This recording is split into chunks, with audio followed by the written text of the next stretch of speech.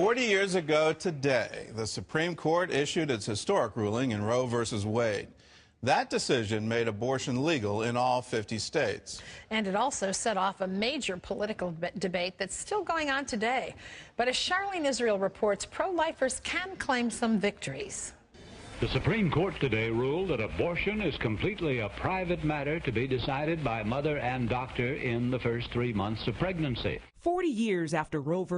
Wade, the debate over abortion continues, both sides claiming victory and neither backing down. We're going to keep on going, and we're not going to stop until every child is saved. I have a vote and an opinion and a body, which is my right to control. The decision made by the Supreme Court back in 1973 cost the U.S. more than 55 million people. That's roughly one baby aborted every 30 seconds. After the Roe v. Wade decision, America became one of the only Western countries to offer no legal protection to the unborn at any stage of development.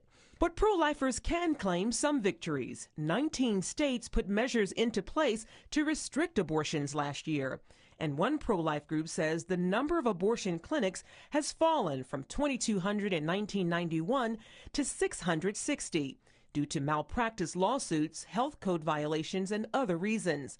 The number of abortions has been falling too. Most every year, the March for Life is held in the nation's capital on the actual anniversary of the Roe v. Wade decision. Not this year.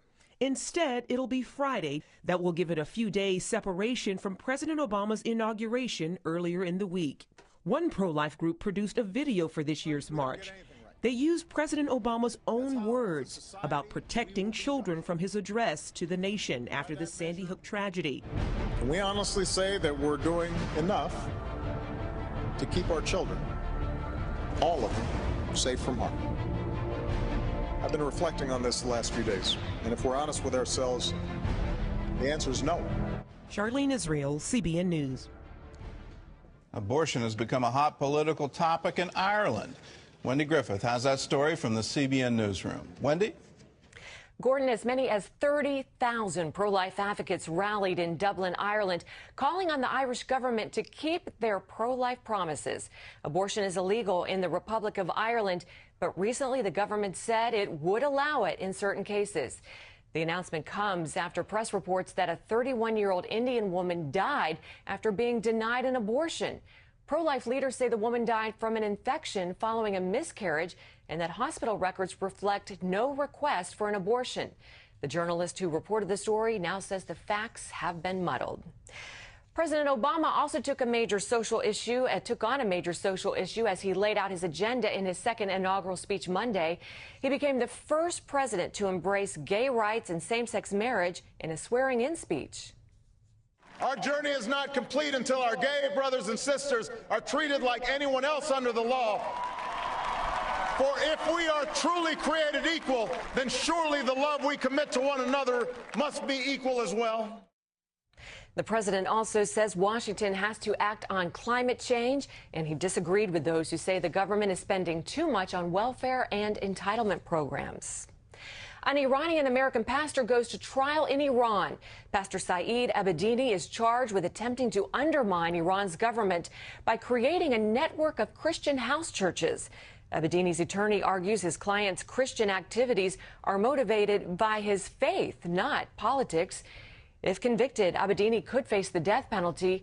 The American Center for Law and Justice urged President Obama and Secretary of State Hillary Clinton to speak out publicly for Pastor Abedini.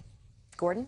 We need to keep the pressure on this. Don't be fooled by some of the press reports. The AP reported over the weekend that the Iranian government was going to allow Pastor Saeed out on bail. The amount was $116,000, and the press report was he would be allowed to leave the country, which would essentially free him for the rest of his life. He could never go back into Iran, but he would at least not face the death penalty.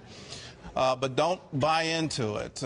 We've been in touch with his wife in Idaho, and they've presented the bail. It's been denied, and it was all, according to her, an attempt by the Iranian government to stop the press reports about what Pastor Saeed is facing. And he is facing the death penalty for starting house churches in Iran. So we need to keep the pressure on.